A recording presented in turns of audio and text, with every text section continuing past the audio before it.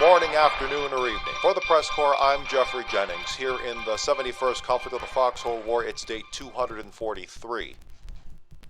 As the colonial position at Salt Caps and Drowned Vale on the verge of collapse, and the Warden offensive at Scurvyshire seems poised to strike as the outer defenses are destroyed at Scurvyshire and Allied's Bight, much of the colonial work to keep these tepid positions supplied is still very much an active operation.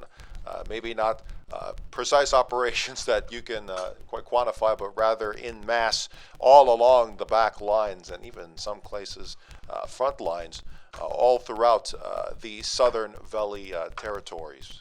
And that actually brings us now to PressCorps colonial correspondent Everett Way, as he is now in contact with one of those groups. I don't know how much we can disclose safely, but I think we're going to toss it over to Everett, who's with some colonial logistics personnel. Everett, can you hear me? Yes, I can hear you. Good afternoon. Yeah, I'm down here in Silk Farms, actually. I think as far as operational security goes, being in Silk Farms, talking to some of these people isn't too much of a giveaway. Today's actually a little bit different. Usually when we get interviews from some of the soldiers on the front lines, we're talking to tank commanders, we're talking to soldiers and stuff. But almost any one of those will tell you that none of that could happen. None of the war effort could take place if it weren't for the logistics personnel that make it happen. And for that reason, I'm actually down here in Silk Farms today talking to some of those logistics personnel. I have a few here on a remote broadcast. They're using a specific radio channel just for this small group. This is a little unusual for how we operate in the press corps, so I'm gonna patch them in now and just make sure that they can hear me. Officer Cadets Athlevard and Wobble and what's that, Staff Sergeant Raven? Is that right? Can you all hear me right now? Araven, close enough, yeah. Araven, if you excuse me there. Yes, we can hear you.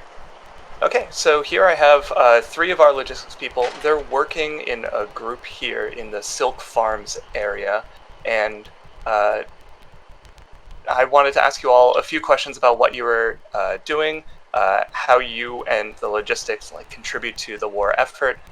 So, hi, good afternoon. How are you all doing? Doing pretty good. Doing good, yeah. So far, so good. Excellent. So, as I was just saying on the radio itself, much of what happens on the front lines doesn't happen without a good logistics backbone. That's what we hear from soldiers all the time. So, I want to hear from your words as people who are doing these self-proclaimed logistics. What is the big draw for doing logistics, for not being the glory seeker on the front line? What does it mean to be logistics for you? I mean, I guess logistics is generally something that I turn to when I want to have a large impact on the game, but also don't want to be doing something that's really high energy or stressful. Plus, I would say that if you're doing logistics, the amount of time versus effect that that you put in versus effect that you have on the front, you're probably not going to get any more effective, just because of how integral logistics are to the overall game. So it can be pretty fulfilling in that respect, but it's also just once you figure it out and get used to all the systems, it's just pretty relaxing to do. I see, and that was Officer Cadet Athlevard speaking there. Wobble, you're the other Officer Cadet. Have you been doing a lot of logistics? I know there's Officer Cadet is kind of just the start of the officer ranks, implying new to the colonial army here. Is your time mostly spent in the logistics side of things? Well, I've sort of recently come back to the game with the large wave of people who can probably say the same. So I actually earned this rank probably over a year ago now, maybe around a year ago. I'd say my time was probably spent 50-50 on, fighting in the front and doing the logistics. And I'd say the same as probably Athelvard. Like, there's something, knowing that everything is mined and created by someone, even when you're firing every bullet on the front line, there's something kind of satisfying and cool about that. And logistics means you get to be part of it. And it's a different tempo. It's like a different speed you're playing at. You're kind of like, you're being a bit more strategic, planning things out, putting things in place so that larger operations can happen. But yeah, I mean, for me, I've been learning a lot about all the new systems. So Athelvard and Arivan have been teaching me today, which has been awesome. I see, and I've heard from different reports as the conflicts go on how much more involved logistics has to be in the frontline combat with new equipment, with changing equipment, with new methods, and new ways to produce old equipment. Depending on how long ago you have joined, the mass production factory might be something that's entirely new for you from the last time you enlisted in the army. Would that be about right? Oh yeah, like a lot of things are new, including like a lot of the flatbeds and containers and the mass production factory. Tons of stuff is new, and I think the whole kind of underlying economy and logistics has just had a bit of an overhaul, so it's definitely taken some getting used to. Like I was saying earlier to the group, when I last was doing logistics, we had like a quartermaster and 100 sort of blue inventory boxes all laid out with stuff inside it, and things would just be sent up in trucks to the front lines as they were ordered. It was a totally different world. Very different, yes. I do remember walking around, before I was an official reporter for here, walking around, getting my feet wet in the reporting field, seeing very similar things on my own. And even back then, a lot of the reason people did logistics was to feel part of that, the greater team effort, if you will. Staff Sergeant Arivan, I was going to point the microphone over to you real quick. Being a Staff Sergeant, you're much newer to the war effort and such. Is that a feeling that you feel that we're contributing to a larger effort, as it were? Oh, absolutely. And So I've only been playing for about, still fairly new here, but I've caught on to a lot of stuff pretty quick. But most of the reason I do logistics is because I'm actually not that great on the front lines. So I definitely have much more of an impact back here just because I understand it a whole lot more. And that's very understandable. You have a lot of people. Everyone tends to think when they hear the Colonial Army or any of the regiments that they're all combat focused, and not a lot of attention gets put on the engineers in the back line, the logisticians that are running equipment up and to and fro and such. And not everybody in the army is a frontline soldier, and that's a-okay. That's fine. Even coming from a Crownian, that is totally okay. So, as far as contributing to the war effort in the way that you best can, out of curiosity, what are you doing right now to contribute to the war effort? So at this very moment, I am actually just driving a truck. So we have a scrapping operation going on out in one of the scrap fields. And we have 2 harvesters that are just out there filling up resource containers. And I'm just shipping that resource container back and forth. Taking it to the refinery, filling BMAT, EMAT, and diesel queues, and just going back and picking up more. I see. That's absolutely a necessary part of any army effort, honestly. Just the raw, basic resources. A quick reminder with this next question that PressCorps is a non-partisan, if you will, organization in both what information it decides to broadcast, as well as faction affiliation. So while you are Colonials, what we broadcast to is both Colonials and Wardens. So with the next question, just want to let you know you don't have to reveal anything more than you're willing to reveal. So with that disclaimer out of the way, next question, you're gathering these basic materials. What is the larger objective that you all are... Athevard, I haven't heard from you for a minute. What is the larger objective that you are gathering these basic materials for? Well, let's see. How do I say this? Step up? Non-politically. Farther. Collect Warden scalps. Yeah, this basically the whole idea is that we turn this into bullets and explosives and all sorts of nasty toys that we just throw at the Wardens, and works, I guess. I see, and that makes sense. Is there any particular front or area that you guys are working with? Or better question, is there a regiment or any larger group that you're working with, or is this a general public supply that you are reinforcing? This is all going into the raid stockpiles and affiliated groups. I think some of it's getting moved up to the a more general stockpile in the baths, but right now we're putting most of this into stockpile so it can get disseminated. I see, and you mentioned raid, that is the Colonial, they actually have a quite a long name, Reconnaissance, Assault, and Intelligence Directive, I believe. I keep wanting to say division, and they keep correcting me, and I need to learn what it I think it's is. Directorate. It is Directorate, just confirmed, yes.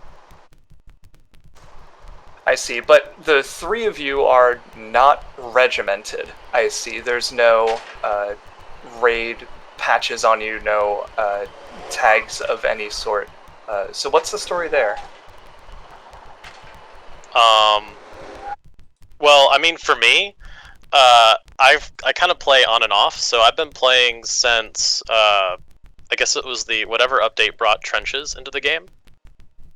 And I originally went Warden, and then for various reasons went Colonial, and linked up with Raid and started playing with them, and so unfortunately it seems like every time I'm about to get to a point where the camera backwards I could join Raid, I either stop playing or start playing with another group, and then I inevitably come back and then play with Raid again after I come back. So that's mainly why I don't have clan tags, but I am hoping at some point that I will. Yeah, I kind of have a couple of friends in raids from outside the war who have sort of decided to join up and play with. I'm probably the lowest of the low.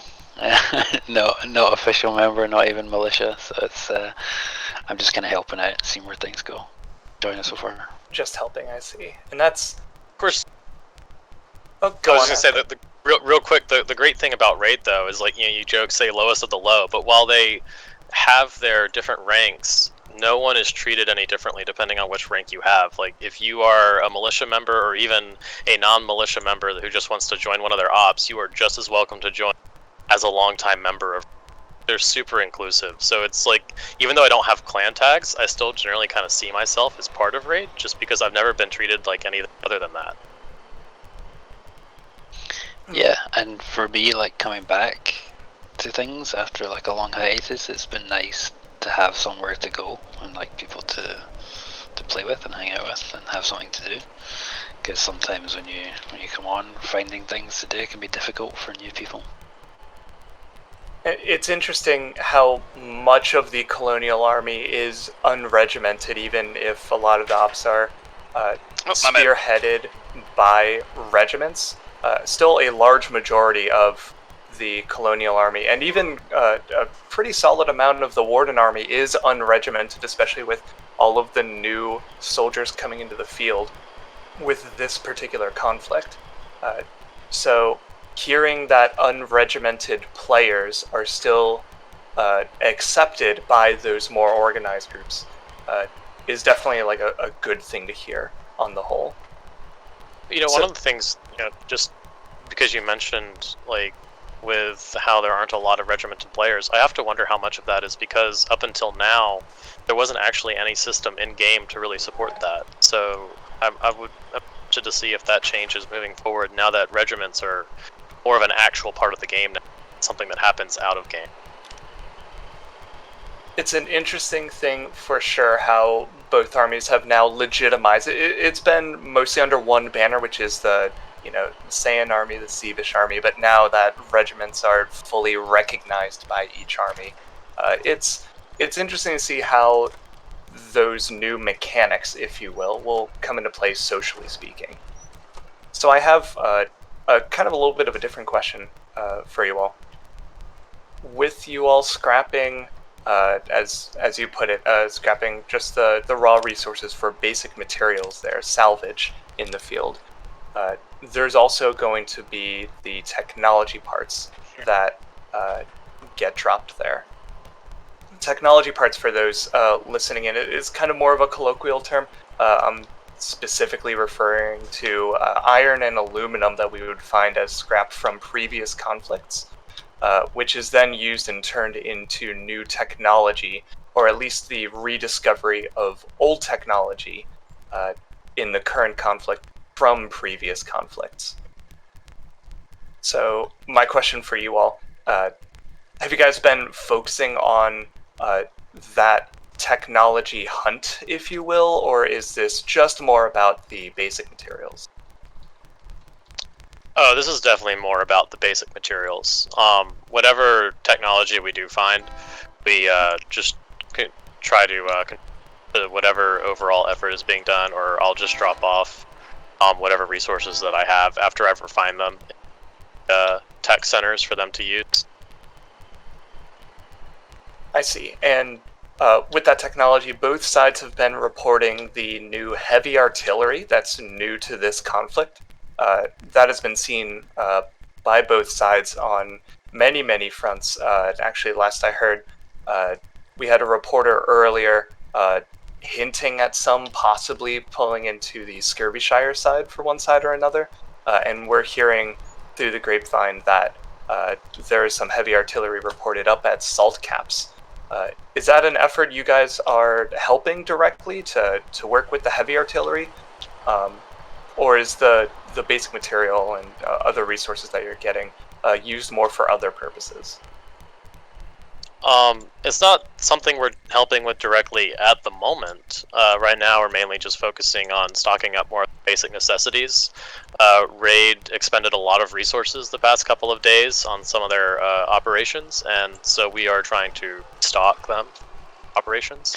However, I fully intend and have another group of players that I will be spending a lot of time with those brand new fantastic Thunderbolts. Yeah, and the part of like doing logistics like this it kind of gives you the freedom to decide what you need to put things into. If you don't have the resources stockpiled up, then you need to go out and scavenge and do that beforehand. Where you've built that up, then choose what ops they want to resources into. Yeah, much of the game is very much focused around group. No, it's not the word I'm going for. What's the word I'm going for? More organized tactics that no one soldier on the field, whether they are driving a truck or shooting a gun or manning artillery, for example, is carrying the weight of the entire front. We have a lot of listeners at the moment. For those just tuning in, we are at Silk Farms at the moment, and we're interviewing 3 logistics players that are working here: Officer Cadets Athlevard and Wobble, and Staff Sergeant Raven. They are, I'm sorry, I keep mispronouncing that. They're doing basic scrapping, by their words, and gathering basic materials to resupply old operations as new operations are coming in by the minute. We heard reports earlier of salt caps being pushed by the wardens very, very heavily, and this group is now trying to resupply what resources has been spent from the past. Back to the technology thing, though.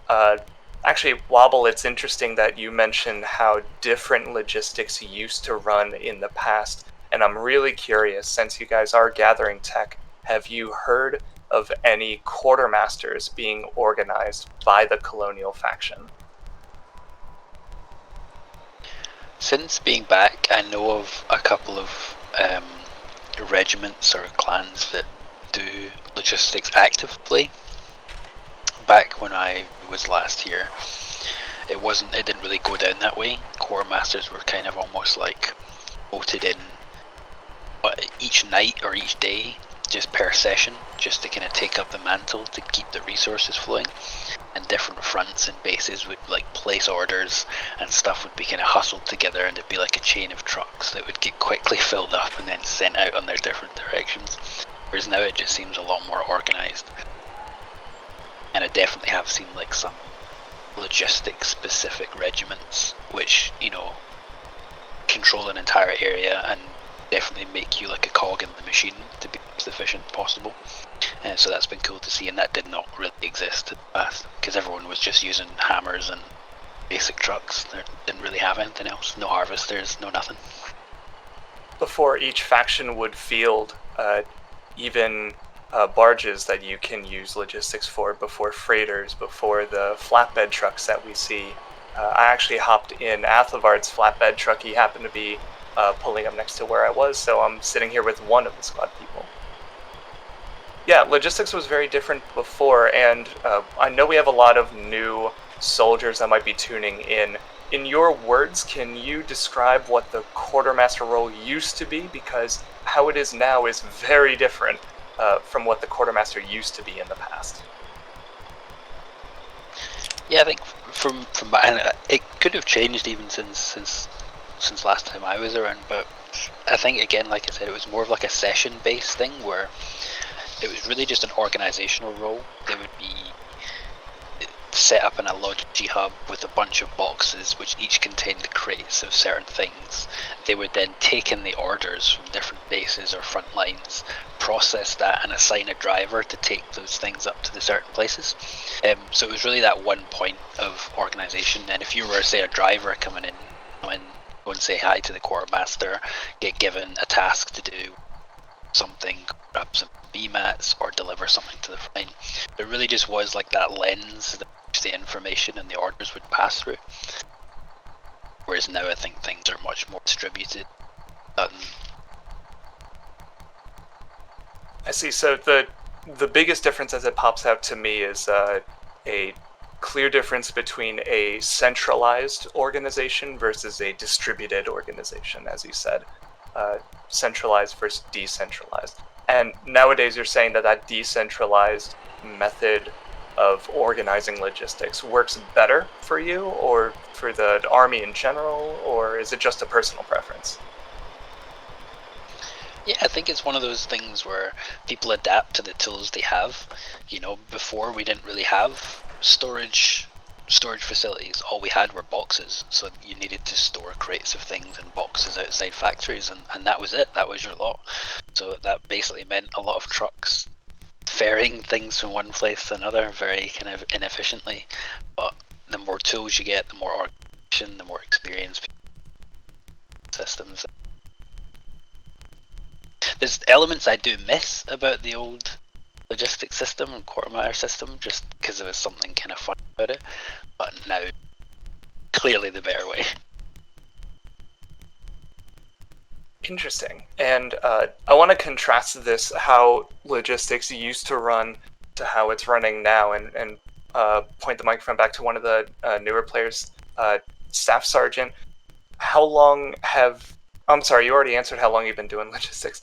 So with you doing mostly logistics since you have enlisted in the army here, how do you see how logistics is handled and organized since you've... Because your experience is not colored by how logistics was done in the past. I'm curious for a current day, newer perspective. How do you see how logistics is organized these days?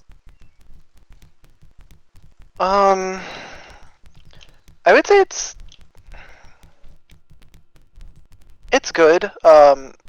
It's more like, so like he was referring to the quartermasters. These days with the whole like clan thing going on, it's basically like each clan has their own quartermaster, usually like the leader or just somebody within it calling the shot. So honestly, it's not quite as different at the like design level, but it's definitely a lot more efficient and a lot more satisfying using a lot of the bigger equipment. So like instead of going out with hammers and trucks and whatnot, we've got harvesters out here in these fields. We're just loading up resource containers and taking them back by pack mule. It's so much more efficient. Personally, I'm a big person about efficiency, so it just kind of makes me happy inside. I think a lot of people who run logistics are efficiency focused. So to say that does tend to be the personality type, if you will, that draws that in.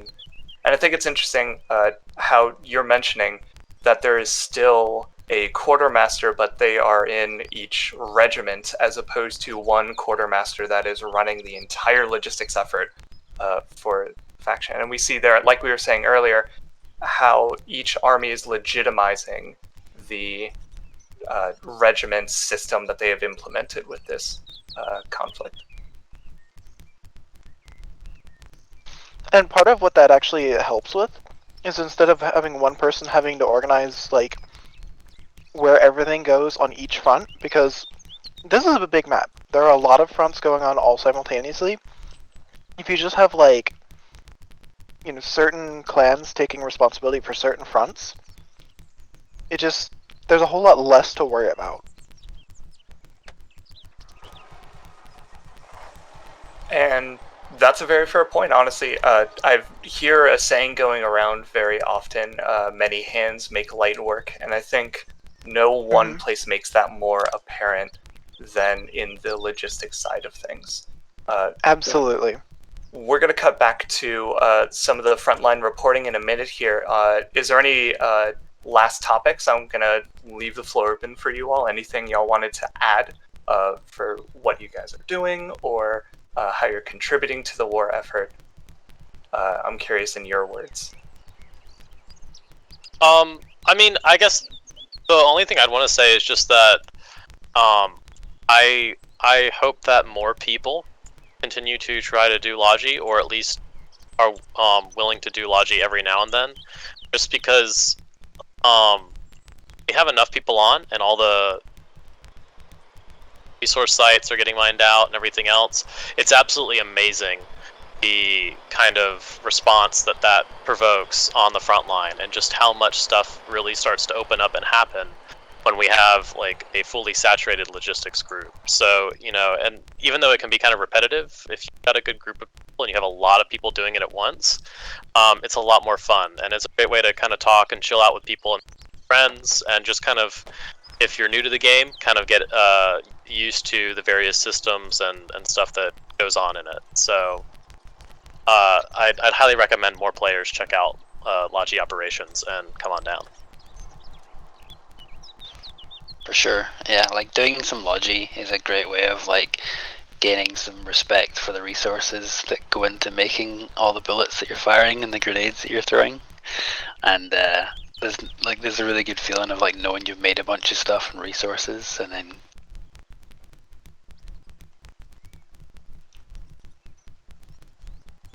Could not have said it better. Oh, go ahead. A tip for any new logistics players: please try not to crowd the seaports. They're bad enough as they are. Could not have said it better myself, and I agree. Trying to find even walking space around any of the seaports can be quite tough, especially when they get really, really, really overcrowded, and they have been recently with the new flood of soldiers. Well, I want to thank you all for your time. Thank you very much for answering my questions. I'll leave you all to it. I'm sure you all are very busy, and I've been interrupting that with many of my questions. Thank you all very much. Yep, Thank have you. a good one. You have a good one. see you later. PressCorps Colonial Correspondent Everett Way with Colonial Logistics personnel Art Lavard, Arthivin, and Wobble. I'm pretty sure I butchered those names, but they mentioned it at the beginning. But regardless, excellent conversation, Everett. I I'm wondering, just from that conversation, before we close out, Sure. do you think they're going to join Raid eventually, or did they seem pretty at home with their independence? So I am honestly not too privy on how Raid decides to bring people into their fold, if you Sure. will. My understanding is they do have a longer process than most regiments for inviting people in, Mhm. and actually Selective. Athelvard is. I'm sorry. Say that So again? more selective, it seems. More selective, yes. And whatever effect that has, I don't think I really have the space to comment on here, like as a reporter, as opposed to. Sure. I think any warden soldier would be a better person to ask how effective that process is. Now that said, with Athelvard specifically, it's funny because when I was last reporting about a month ago here in the war, I was reporting I was interviewing a light artillery unit that was being operated by a combined group, T3C, which is a logistics group here on the Colonial faction, and 38 Special Operations Group, or the 38th SOG. They were operating a light artillery, and Athelvard was actually with them. He didn't speak up then, he spoke up now. Found him doing logistics. So he's one that's seen floating around fairly often, and when I saw him doing logistics, it reminded me of the fact that a lot of colonial players, and I think a lot of players of the war, and I think a lot of warden soldiers as well, are unregimented. And not only is there not as much of a focus on logistics compared to the front line, but there's not as much of a focus on the unregimented players that are in this war compared to the regiments and the more formalized units that we see. So big shout out to those players who kind of play with groups and they're not tagged, they're not patched, or just players that have their own small groups and don't make big organizational efforts or big plays or anything along those lines. Those soldiers in the war are just as effective and important as any other soldier that's in the field. Well, if that's all you had for us, PressCorps Colonial Correspondent Everett Way, and I'm for the PressCorps, I'm Jeffrey Jennings. That's about all we have for the moment, but plenty more action here in the run-up to day 250, first 250 days of fighting, and we've certainly seen plenty of action. So let's get back to the music, but stick around, we'll get more for you here as the days wear on.